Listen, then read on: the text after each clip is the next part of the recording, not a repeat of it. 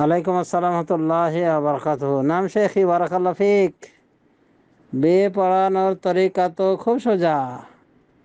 সুন্নতে খুতবা পাঠ করবে ওলি, এরপরে ছেলেকে খেতাব করে বলবে, আমি আমার মেয়েকে এত টাকা মোহরের বিনিময়ে তোমার সাথে বিয়ে দিয়ে দিলাম, তুমি স্ত্রী হিসেবে কবুল করো। সে যদি বলে হ্যাঁ কবুল করলাম, বাস। আর মোস্তাহাব বা সুন্নাহ হলো 3 বার করে রিপিট করা। যেহেতু গুরুত্বপূর্ণ কথা, রাসূল সাল্লাল্লাহু আলাইহি ওয়াসাল্লাম রিপিট করতেন, মর্মে সহিহ বুখারী হাদিস পাওয়া যায়। কানা ইযা কাল্লামা কাল্লামা সালাসান ওয়া ইযা সাল্লামা সাল্লামা সালাসান। তো সেই হিসাবে গুরুত্বপূর্ণ কথা যেহেতু এটা বলতে পারে একাধিকবার, দুজন সাক্ষী রাখবে, এই আর কি। তো সুন্নাত খবর তো আপনি জানেন, ওই 3টা আয়াত সহ পাঠ করবেন। ওই 3 সূরার আয়াত, 3 সূরা থেকে যে আয়াত পড়তেন নবী সাল্লাল্লাহু আলাইহি ওয়াসাল্লাম, ওগুলো পড়বেন। ইন্নাল হামদালিল্লাহি নাহমাদুহু ওয়া নাস্তাঈনুহু ওয়া নাস্তাগফিরুহু ওয়া নাউযু বিল্লাহি মিন শুরুরি আনফুসিনা ওয়া মিন সাইয়্যাতি আ'মালিনা। মান ইয়াহদিহিল্লাহু ফালা মুদিল্লা লাহু ওয়া মান ইউদ্লিল ফালা হাদিয়া লাহু। وأشهد أن لا إله إلا الله وحده لا شريك له وأشهد أن محمدا عبده ورسوله. يا أيها الذين آمنوا اتقوا الله حق تقاته ولا تموتن إلا وأنتم مسلمون.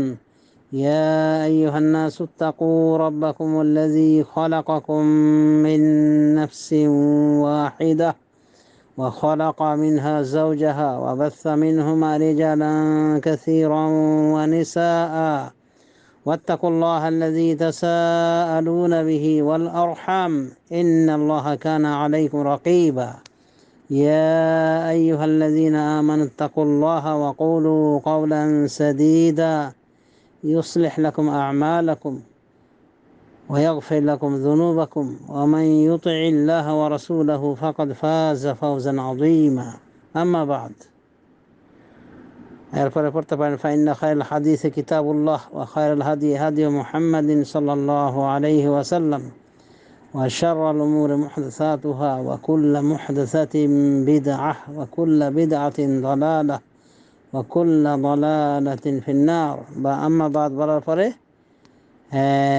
বাবাকে শিখিয়ে দেবেন।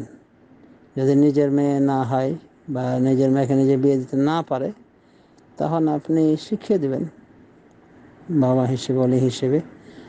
আর যদি বলে না আপনি বিয়ে পড়া দেন, তো আপনি উকিল হয়ে পড়াতে পারবেন, তো দরকার কি, বাপকেই শিখিয়ে দিতে হবে, যাতে করে ও সরাসরি বিয়ে দিয়ে দেয়। বলবে আমি এত টাকা মোহর ধার্যের বিনিময়ে আমার এই মেয়েকে, নাম উল্লেখ করে বলবে, এত টাকা মোহরের ধার্যের বিনিময়ে তোমার সাথে বিবাহ পড়ালাম, বিবাহ দিলাম, তুমি কি তাকে স্ত্রী হিসেবে গ্রহণ করলে? যদি বলে হ্যাঁ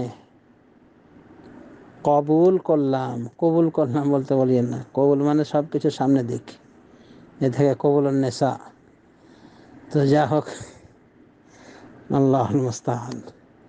তো শুধু শুধু আলহামদুলিল্লাহ বললে হবে না। আলহামদুলিল্লাহ বলে তো স্পষ্ট কিছু বললো না, সে কবুল করতে হবে অবশ্যই। তাকে বলতে হবে যে হ্যাঁ কবুল করলাম, আমি এ বিয়ে গ্রহণ করিলাম। এরপরে এই কথাটা আর একবার রিপিট করা ভালো, কারণ রাসূলুল্লাহ সাল্লাল্লাহু আলাইহি ওয়াসাল্লাম সম্পর্কে পাওয়া যায়, কানা নবী সাল্লাল্লাহু আলাইহি ওয়াসাল্লাম তাকাল্লামা সালাসান ওয়া ইযা সাল্লামা সাল্লামা সালাসান, রাওয়াহুল বুখারী ফি সহিহিহি।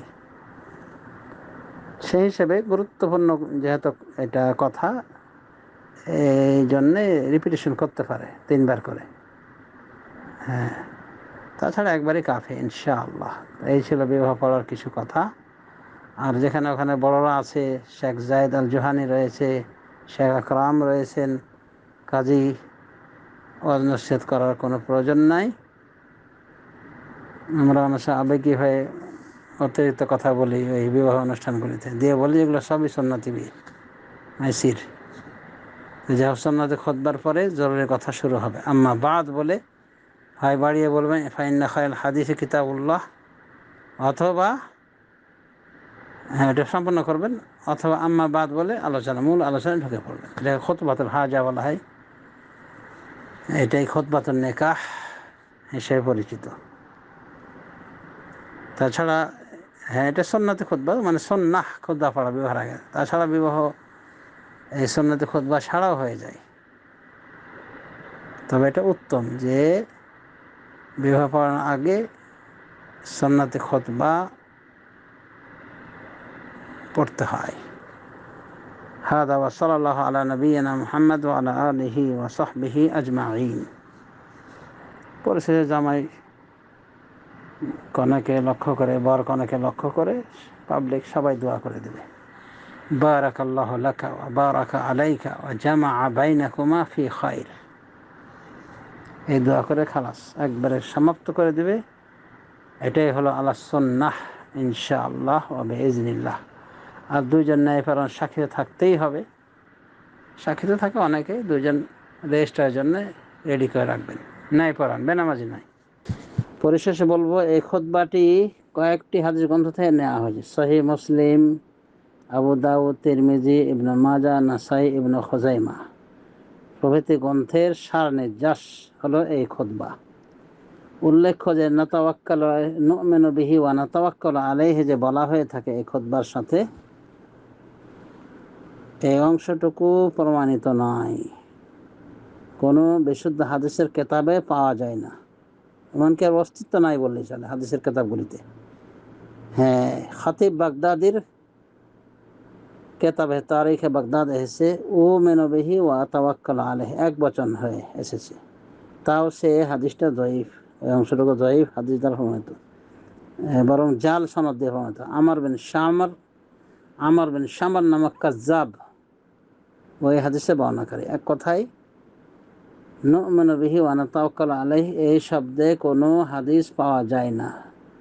যেটুকু পাওয়া গেছে উমিনু বিহি বা উমিনু বিহি ওয়া তাওয়াক্কালু আলাইহি অংশটুকু তারিখ খতিব বাগদাদিতে এসেছে, বলা যায় জাল সনদে বা একেবারে জয়ীফ সনদে, তাই অবশ্যই বর্জনীয়।